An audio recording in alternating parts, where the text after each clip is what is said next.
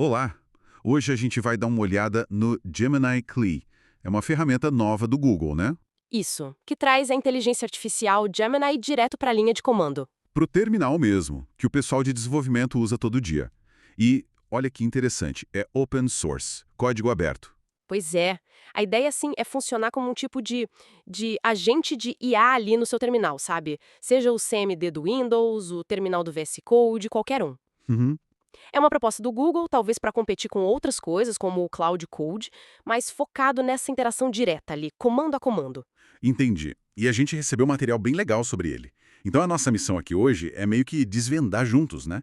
O que essa ferramenta faz de verdade, como é que instala, como usa. É. Quais os pontos fortes, os fracos também, claro. Exato. E para quem ela pode ser útil de verdade? E um ponto que já me chamou a atenção logo de cara: a gratuidade. Tem um acesso gratuito aí que parece interessante. Vamos ver isso. Vamos lá. Bom, começando pela instalação. É bem direta, na verdade. Ah, que bom. Mas, assim, tem um pré-requisito, precisa ter o Node.js instalado. Aquele ambiente para rodar JavaScript, né? Ah, sim, o Node, bem comum hoje em dia. Exato. Tendo ele, dá para instalar fácil com o npm ou até usar o npx para rodar sem instalar na máquina toda. Certo? Mas aí vem o pulo do gato, que é a autenticação. A recomendação forte do material é fazer login com a sua conta pessoal do Google mesmo. Ah, é? E por que especificamente a conta Google? Não rola usar uma chave de API, por exemplo? Então, rolar até rola, mas o login com a conta Google libera um acesso bem generoso e gratuito ao Gemini 2.5 Pro. Ah, um modelo mais novo e potente. Isso, e ainda dá uma licença do Gemini Code Assistant junto. O pessoal que testou usando chave de API, mesmo as gratuitas, relatou que bate no limite de uso muito rápido. Sabe, aquele erro too many requests? Sei, jato isso. Pois é, com o login direto, isso meio que se resolve para o uso do dia a dia, fica mais prático. Falando nesse gratuito, os limites parecem bons mesmo, né? Pelo que vi, são 1000 requisições por dia. E 60 por minuto. É bastante coisa para um uso normal sem custo nenhum. E o que me deixou curioso foi a tal da janela de contexto, 1 milhão de tokens. É enorme. O que isso significa na prática? Token é tipo um pedaço de palavra ou código, né? Exatamente. 1 milhão deles quer dizer que a IA consegue lembrar de uma quantidade gigantesca de informação da conversa ou do código que você está mostrando para ela. Nossa. É muito mais do que vários outros modelos por aí. Dá para analisar projetos grandes, gerar muito código. Citaram até o exemplo de fazer um joguinho da cobrinha usando só 1% disso tudo. Uau, só 1%? Impressionante. E dá para controlar quanto está gastando? Dá sim. Tem um comando, stats, que mostra o consumo de tokens, bem útil para não ser pego de surpresa. Legal. E como essa capacidade toda funciona na prática, como agente? Bem, não é só para perguntar, tipo, como funciona o use state do React. O legal é que se você abre o CLI dentro da pasta do seu projeto, Hum, ele consegue ler os arquivos ali, entender o contexto do seu código mesmo. Tipo, src component, meu componente.js, refatore isso aqui para mim. Nossa, que prático. Mencionaram um caso que funcionou bem, pegaram um componente React Native bem complexo, sabe? E pediram para ele dividir em arquivos menores, seguindo as instruções. E ele fez. Que demais! E dá pra, sei lá, definir umas regras pra ele seguir? Tipo, padrão de código da equipe. Dá sim. Tem um jeito bem interessante pra isso. Você cria um arquivo chamado gemini.md na raiz do projeto. Ah, um Markdown. Isso. E dentro dele você escreve as regras. Pode dizer, use sempre TypeScript, siga tal padrão de nomenclatura, a estrutura de pastas é essa. Ele vai tentar seguir essas instruções quando gerar ou modificar código naquele projeto. Muito bom para manter a consistência, né?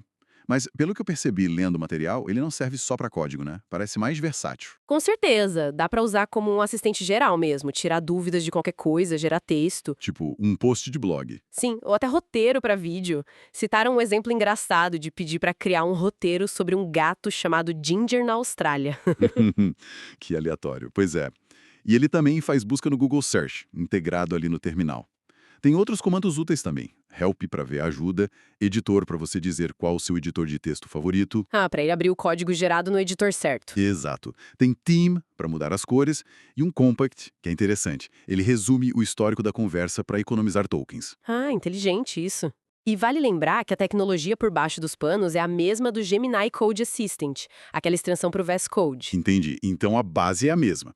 Mas imagino que nem tudo seja perfeito. Quais foram os desafios ou problemas que o pessoal encontrou? Sim, claro, sempre tem. Apontaram que ele pode se atrapalhar um pouco com erros de código mais complexos, sabe? Às vezes entra num loop tentando corrigir algo e não consegue sair. Tipo, fica insistindo no erro. É. Citaram um exemplo tentando fazer um joguinho de carrinho funcionar e ele teve dificuldade. Outra coisa é que, se a resposta do modelo Pro estiver demorando, Ele faz o quê? ele pode mudar sozinho para o modelo Flash, que é mais rápido, sim, mas talvez menos potente ou criativo na resposta. E o pior, ele faz isso sem te avisar. Poxa, isso não é legal. Você acha que está usando o Pro e de repente não tá mais. Exatamente. E tem a questão da privacidade, né, que sempre surge com IA. Verdade. Como fica isso no acesso gratuito? Então, para o acesso via login Google, os termos são claros. O Google pode usar as interações, o que você pergunta e o que ele responde, para melhorar os produtos deles. E isso pode incluir revisão por gente, por humanos. Então, nada de mandar dados sensíveis da empresa por ali. A recomendação é essa: cuidado com informações confidenciais. É bom notar que as regras podem ser um pouco diferentes na Europa, Suíça, Reino Unido, por causa das leis de lá. Entendi.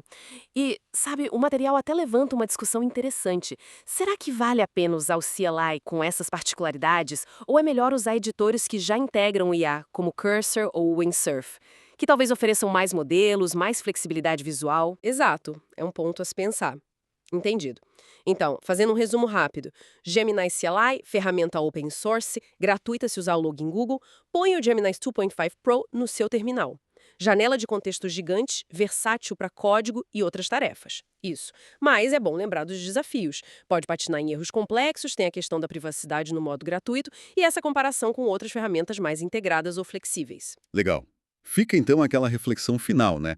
Será que a conveniência e o poder de ter um agente como o Gemini 2.5 Pro de graça ali no terminal compensam essas limitações e talvez uma menor flexibilidade para certas tarefas? É uma pergunta que cada pessoa que desenvolve vai ter que responder, né? Testando e vendo como se encaixa no seu próprio jeito de trabalhar. Exatamente.